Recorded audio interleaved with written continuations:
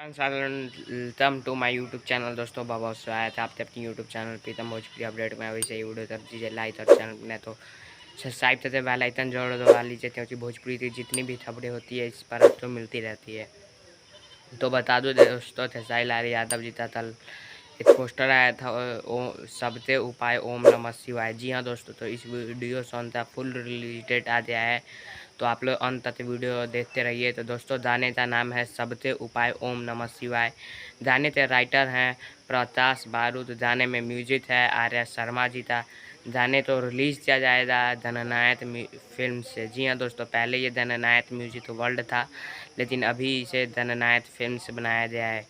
तो दोस्तों बता दूं, जननायक फिल्म से ये गाना रिलीज़ होने वाला है, जिससे जिससे गायक है खेसारी लाल यादव, खुशबू तिवारी तेटी, जो कि बहुत ही मशहूर क्या कहना है इनके बारे में।